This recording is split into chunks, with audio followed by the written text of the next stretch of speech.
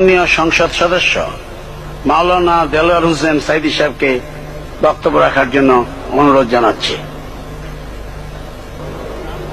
নাহমাদুহু ওয়া নুসাল্লি আলা রাসূলিহিল কারীম ওয়া আলা আলিহি ওয়া আসহাবিহি আজমাইন।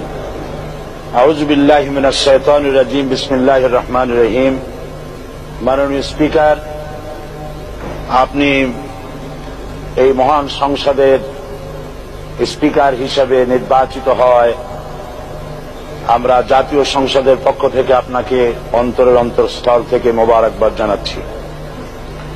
মাননীয় স্পিকার, আমি আজ এই সংসদে দাঁড়িয়ে ওই মহান আল্লাহ পাকের প্রশংসায় সেজদা অবনত হচ্ছি, যিনি 1 অক্টোবরের ব্যালট যুদ্ধের মাধ্যমে সুদীর্ঘ 5 বছরের দুঃশাসন, সীমাহীন দুর্নীতি, ইসলাম বিরোধী কর্মকাণ্ড, দেশব্যাপী ভয়াবহ সন্ত্রাসের মোকাবেলায় 4 দলীয় ঐক্য জোটের মহা বিজয় দান করেছেন এবং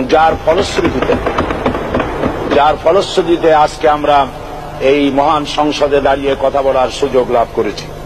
মাননীয় স্পিকার, আপনার মাধ্যমে আমি আমার অন্তরের অন্তঃস্থল থেকে দেশবাসীকে ধন্যবাদ জানাই।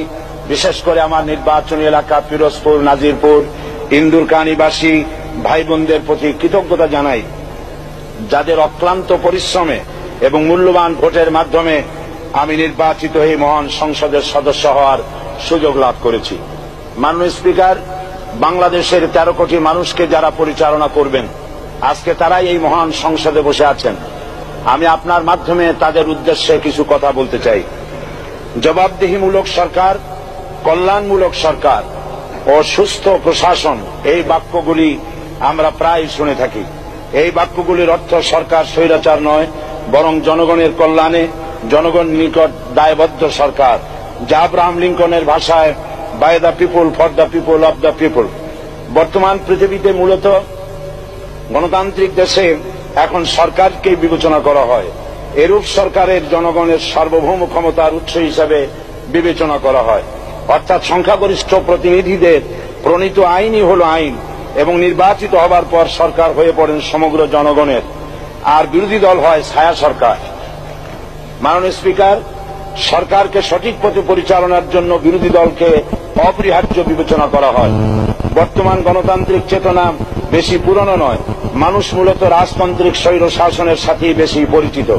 বস্তুত বর্তমান পৃথিবীতে গণতান্ত্রিক শাসন ব্যবস্থায় জবাবদিহিমূলক, কল্যাণমূলক, স্বচ্ছ প্রশাসনের যে কথাবার্তা আমরা শুনতে পাই, এর প্রথম উপস্থাপক হলেন বিশ্বনবী হযরত মুহাম্মদ রাসূলুল্লাহ সাল্লাল্লাহু আলাইহি ওয়াসাল্লাম।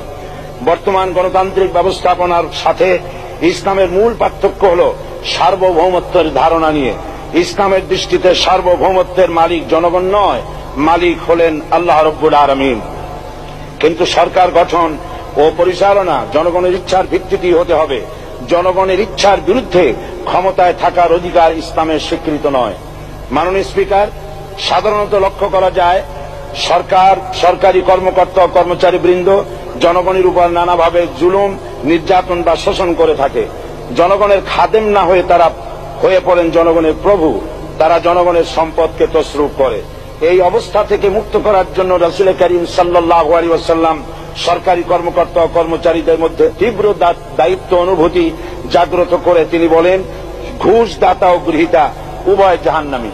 নবী করিম সাল্লাল্লাহু আলাইহি ওয়াসাল্লাম আরো বলেছেন, আমরা যদি কাউকে কোনো রাষ্ট্রীয় দায়িত্ব প্রদান করি তখন সেই ব্যক্তি তার ব্যক্তিগত কাজ যতটা নিষ্ঠা ও আন্তরিকতার সাথে পালন করে, রাষ্ট্রীয় দায়িত্ব যদি সেভাবে পালন না করে তবে কিয়ামতের দিন তাকে উল্টো করে জাহান্নামে নিক্ষেপ করা হবে। রাষ্ট্রীয় সম্পদ তসরুপের ব্যাপারে কঠোর হুঁশিয়ারি উচ্চারণ করে বিশ্বনবী মুহাম্মদ রাসূলুল্লাহ সাল্লাল্লাহু আলাইহি ওয়াসাল্লাম বলেছেন, রাষ্ট্রীয় দায়িত্ব পালনকারী কেউ যদি 1 টুকরা সুতা বা তার চেয়েও ক্ষুদ্র কোন জিনিস খেয়ানত করে তবে কিয়ামতের দিন খেয়ানতের বোঝা মাথায় করে তাকে উঠতে হবে। মাননীয় স্পিকার, আল্লাহ রসুল যে সরকার ব্যবস্থা প্রতিষ্ঠা করেছিলেন তা সত্যিকার অর্থে ছিল জনকল্যাণমূলক সরকার।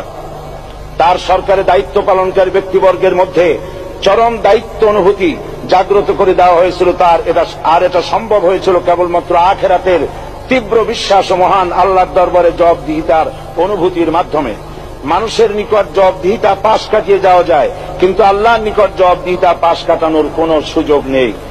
মাননীয় স্পিকার, নবী করিম সাল্লাল্লাহু আলাইহি ওয়াসাল্লামের সরকার ব্যবস্থাপনায় সবাই যেমন আইনের দৃষ্টিতে সমান অধিকার ভোগ করেছে, ঠিক তেমনি ভাবে রাষ্ট্রের নাগরিক হিসাবে সবারই মৌলিক চাহিদাসমূহ পূরণ হয়েছে। ঋণগ্রস্ত এতিম অসহায় জনগণ রাষ্ট্রীয় তহবিল থেকে সহযোগিতা লাভ করেছে। মূলত এটা জনকল্যাণমূলক সরকারের ধারণা বিশ্ববাসী তখনই প্রথম অবলোকন করে। মাননীয় স্পিকার, নবী করিম সাল্লাল্লাহু আলাইহি ওয়াসাল্লাম সরকারি কর্মকর্তাদের বিরুদ্ধে কোনো অভিযোগ পেলে তখনই ব্যবস্থা গ্রহণ করতেন। আইনের চোখে সবাই সমান এবং এ কারণেই শাসকদের আত্মীয় স্বজন কারো পক্ষে সম্ভব ছিল না জনগণের উপরে জুলুম করা। খলিফা ওমর রাদিয়াল্লাহু তাআলা আনহুর এক ছেলে অপরাধী প্রমাণিত হলে সে দণ্ডভোগ থেকে রেহাই পায়নি, এমনকি এতে তার মৃত্যুদণ্ড হয়েছিল। আবার খলিফা নিজেকে আইনের ঊর্ধ্বে মনে করতেন না, তাই বর্ম চুরির ঘটনা আলী রাদিয়াল্লাহু তাআলা আনহু কাজীর দরবারে সাধারণ ফরিয়াদির মতো উপস্থিত হন। নিজের ছেলে ও চাকরের সাক্ষী যথেষ্ট না হয় কাজী খলিফার বিপক্ষে রায় দেন। এখানে বিচার বিভাগ ছিল সম্পূর্ণ স্বাধীন এবং শাসন বিভাগের নিকট তার কোনো দায়বদ্ধতা ছিল না। মাননীয় স্পিকার, এসব হলো ইতিহাস। মুসলমান আজ অনুসরণ করতে চায় না তাদের অতীতের গৌরবোজ্জ্বল। মাননীয় স্পিকার, যে জাতির এক পূর্বসূরি মাথায় আটার বোঝা বহন করে নিয়ে চললেন আর বলে গেলেন, মানুষ কেন, ফোরাতের কূলে যদি একটি কুকুরও না খেয়ে মারা যায় তবে এই ওমর রাদিয়াল্লাহু তাআলা আনহুকে কিয়ামতের দিন আল্লাহর দরবারে জবাবদিহি করতে হবে। আর আজ সেই জাতির দায়িত্বশীলরা জনগণকে অভুক্ত রেখে তাদের মুখের গ্রাসে ভাগ বসায়।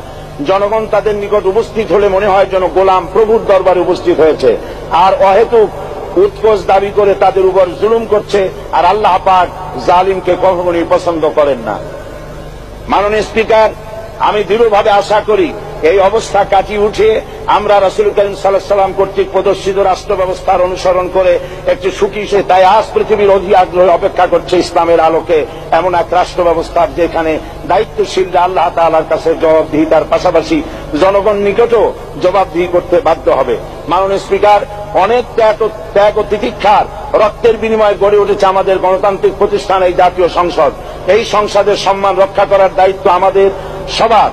গণতান্ত্রিক চর্চা ও গণতন্ত্র প্রতিষ্ঠার স্বার্থে আমি আজ প্রধান বিরোধী দল আওয়ামী লীগকে সকল হিংসা বিদ্বেষ ও পরাজয়ের গ্লানি ভুলে গিয়ে সংসদে যোগদানের উদাত্ত আহ্বান জানাচ্ছি।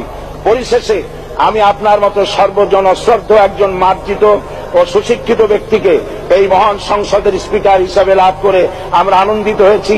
আমাদের সংবিধানের সংরক্ষণ, সমর্থন ও নিরাপত্তা বিধান এবং আপনার অভিভাবক সুলভ নিরপেক্ষ আচরণ ও সংসদকে ধন্য করবে বলে আমরা বিশ্বাস করি। আপনাকে ধন্যবাদ। আসসালামু আলাইকুম ওয়া রাহমাতুল্লাহ।